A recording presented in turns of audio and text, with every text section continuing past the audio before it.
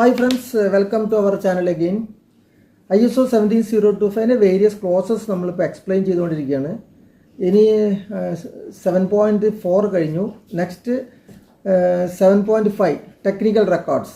Technical records വളരെ important ആയിട്ട് നമ്മൾ ഫോളോ ചെയ്യേണ്ട ഒരു ക്ലോസാണ് ഈ 7.5ഉം 7.6 ഞാൻ നെക്സ്റ്റ് പറയാൻ പോകും. നെക്സ്റ്റ് ഈ 2 ക്ലോസസ് നമ്മുടെ ലാബുകളിൽ വളരെ ഇമ്പോർട്ടൻ്റ് ആയിട്ടുള്ള കാര്യങ്ങളാണ്. 7.5 ടെക്നിക്കൽ റെക്കോർഡ്സ് പറഞ്ഞാൽ നമ്മുടെ എല്ലാ കാൽക്കുലേഷൻസും, നമ്മുടെ അൺസർട്ടനിറ്റി കാൽക്കുലേഷൻ, ഇന്റേണൽ ക്വാളിറ്റി അഷുറൻസിൻ്റെ കാൽക്കുലേഷൻ, കാലിബ്രേഷൻ അല്ലെങ്കിൽ ടെസ്റ്റിംഗ് നടത്തുമ്പോൾ ഉണ്ടാകുന്ന അനലൈസ് ചെയ്യുന്ന റീഡിങ്സിൻ്റെ കാൽക്കുലേഷൻ, ഫോർമുല എല്ലാം ആ റോ ഡാറ്റ ഷീറ്റ് എഴുതുന്നത്, ഇതെല്ലാം ചേർന്നാണ് ഈ technical records. 7.5.1 The laboratory shall ensure that technical records for each laboratory activity contain the results, report and sufficient information to facilitate, if possible, identification of factors affecting the measurement results and its associated measurement uncertainty, and enable the repetition of the laboratory activity under conditions as close as possible to the original. ഇത് നമ്മുടെ എല്ലാ technical റീഡിങ്സും കാൽക്കുലേഷൻസും ഈ measurement uncertainty എസ്റ്റിമേഷനും എല്ലാം നമ്മൾ അത് record ചെയ്യേണ്ടത് at the time as close as to the original. എപ്പോഴാണോ ഈ റീഡിംഗ് എല്ലാം എടുക്കുന്നത്, എത്രത്തോളം അതിനോട് ആ ഉടനെ തന്നെ അത് നോട്ട് ചെയ്ത് വെക്കണം, ഉടനെ തന്നെ അത് റെക്കോർഡ് ചെയ്ത് വെക്കണം. The technical record shall include the date and identity of personnel responsible for each laboratory activity and for checking data and results. ഓരോ ടെക്നിക്കൽ റെക്കോർഡ്സിലും അതിൻ്റെ ഡേറ്റ്, അത് എപ്പോൾ ജനറേറ്റ് ചെയ്തതാണെന്നുള്ള ആ ഡേറ്റും, അത് ആരാണോ ആ കാൽക്കുലേഷൻ നടത്തിയത് അല്ലെങ്കിൽ ആ ടെക്നിക്കൽ റെക്കോർഡ് എൻഡോഴ്സ് ചെയ്തത്, അവരുടെ ഐഡൻറ്റിഫിക്കേഷൻ, അവരുടെ പേരോ സിഗ്നേച്ചറോ അവരുടെ ഐഡൻറ്റിറ്റി നമ്പറോ എന്താണെങ്കിലും അതും ആ ഡേറ്റും വേണം. ആരാണോ ഇത് റെക്കോർഡ് ചെയ്തതെന്ന് പിന്നീട് അറിയാൻ സാധിക്കുന്ന പോലെ ആയിരിക്കണം നിങ്ങളുടെ ടെക്നിക്കൽ റെക്കോർഡിൻ്റെ generations. Okay. Original observations, data and calculations shall be recorded at the time they are made and shall be identifiable with the specific task. അതായത് നമ്മുടെ റോ ഡാറ്റ ഷീറ്റ് അല്ലെങ്കിൽ ഡാറ്റ ഷീറ്റ് എന്ന് പറയും, അല്ലെങ്കിൽ ചെക്ക് ഷീറ്റ് എന്ന് പറയും. അങ്ങനെ പല പേരുകളിലാണ് നമ്മുടെ ലാബുകളിൽ ഈ റോ ഡാറ്റ എൻട്രി യൂസ് ചെയ്യുന്നത്.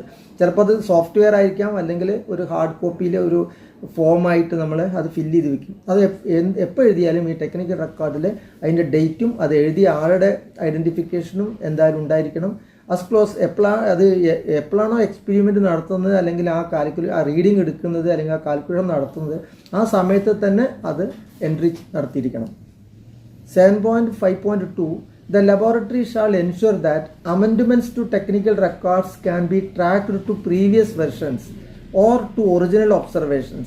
Both the original and amended data and files shall be retained, including the date of alteration and indication of the altered aspects and the personnel responsible for the alteration.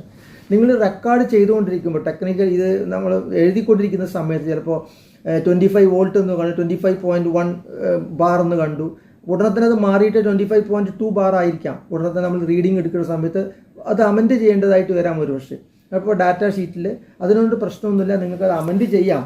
പക്ഷേ അതിലൊരു whitener ഇടാനോ over റൈറ്റിങ്ങോ അത് complete errors ചെയ്യാനോ പാടില്ല. അതിനൊരു cut ചെയ്യുക, അതിൻ്റെ മുകളിൽ എഴുതുക, പുതിയ റീഡിങ് എന്താണെന്ന് വെച്ചാൽ അത് എഴുതുക, അവിടെ ഒന്ന് ഇനീഷ്യൽ ചെയ്ത് വയ്ക്കുക.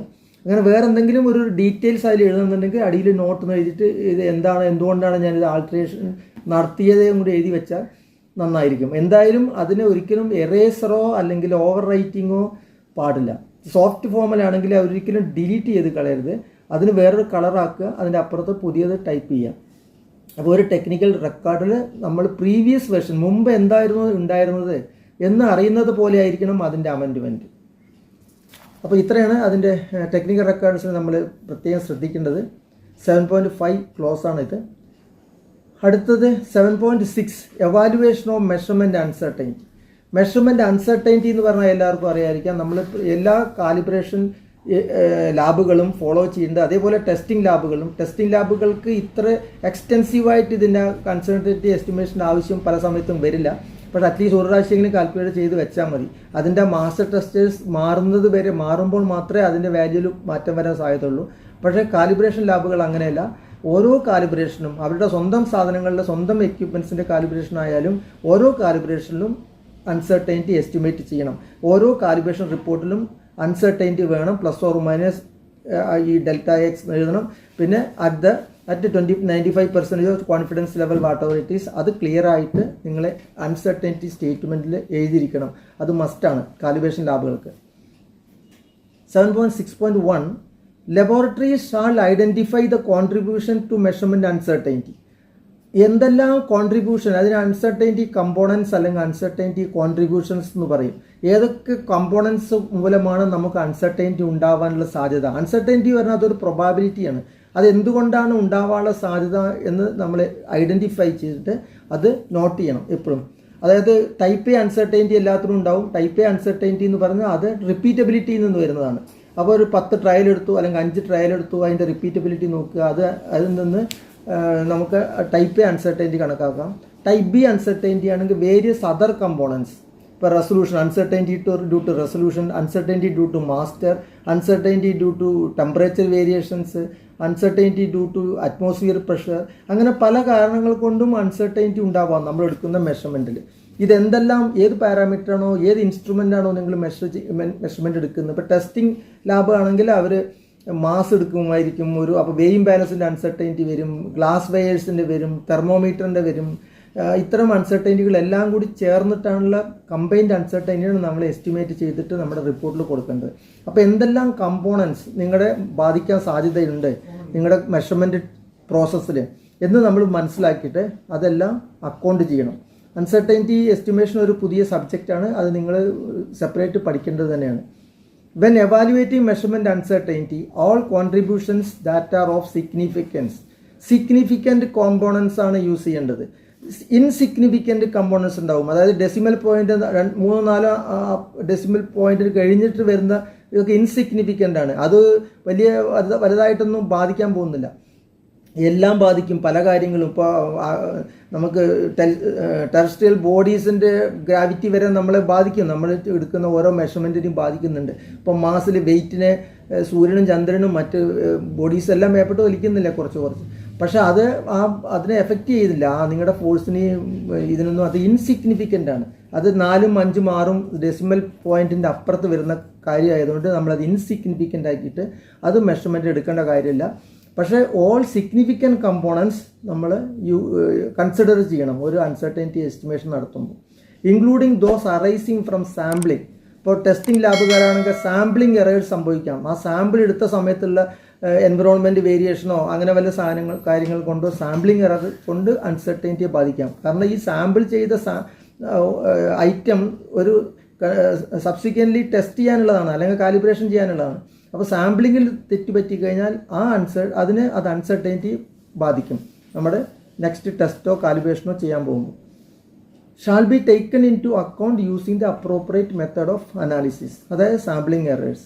7.6.2 a laboratory performing calibrations including of its own equipment shall evaluate measurement uncertainty for all calibrations. Calibration ലബോറട്ടറിക്കാണെങ്കിൽ അതിന് യാതൊരു escape illa. You have to calibrate, you have to measure you have to estimate the uncertainty. Ella uncertainty including your own calibrations you have to estimate and report in the calibration certificate. എല്ലാ calibration ലാബുകളും uncertainty estimate ചെയ്യണം, റിപ്പോർട്ടിൻ്റെ കൂടെ കൊടുക്കണം. 7.6.3 a laboratory performing testing shall evaluate measurement uncertainty. Testing ലാബുകളും measurement uncertainty estimate ചെയ്യണം where the test method precludes rigorous evaluation of measurement uncertainty. ഒരു rigorous calibration lab പോലെ ഒരു റിഗറസ് അൺസർട്ടൈൻറ്റി എവാലുവേഷൻ ആവശ്യമില്ല. പക്ഷേ an estimate shall be made based on the understanding of the theoretical principles or practical experience of the performance of the method. അപ്പോൾ ആ method നിങ്ങൾ ഏത് മെത്തേഡിലാണോ ഈ ടെസ്റ്റിംഗ് നടത്തുന്നത് ആ മെത്തേഡിൽ നിങ്ങൾ യൂസ് ചെയ്തുള്ള എക്യുപ്മെൻറ്റ്, ആ എക്യുപ്മെൻറ്റ് മൂലമുണ്ടാവുന്ന അൺസർട്ടൈൻറ്റി അതെല്ലാം നിങ്ങൾ അക്കൗണ്ട് ചെയ്തിട്ട് നിങ്ങളുടെ ഓൺ എക്സ്പീരിയൻസ്, അതായത് ഈ ഇൻസ്ട്രുമെൻറ്റിൻ്റെ പോലെ ഒരു വലിയ റിപ്പീറ്റബിലിറ്റി പ്രശ്നം അതിൽ വരുന്നില്ല ഒറ്റ ആണെങ്കിലും. പക്ഷേ അതിൻ്റെ ആ സാമ്പിൾ വെയിറ്റ് എടുക്കാൻ, മാസ് എടുക്കാൻ വേണ്ടി യൂസ് ചെയ്ത വെയിങ് ബാലൻസ്, ആ ഒരു ടൈട്രേഷൻ സമയത്ത് ഉപയോഗിച്ച ബ്യൂററ്റ്, പിപ്പറ്റ്, പിന്നെ ആ നിങ്ങളുടെ കെമിക്കലിൻ്റെ നിങ്ങളുടെ റിയേജൻറ്റിൻ്റെ പ്യൂരിറ്റി, ഇതെല്ലാം നിങ്ങളുടെ അൺസർട്ടനിറ്റി ബാധിക്കും. നിങ്ങളുടെ അൺസർട്ടനിറ്റി എവാലുവേഷനെ, നിങ്ങളുടെ അൺസർട്ടനിറ്റി കാൽക്കുലേഷനെ ബാധിക്കും. അപ്പോൾ ഇതെല്ലാം നിങ്ങൾ അക്കൗണ്ട് ചെയ്യണം.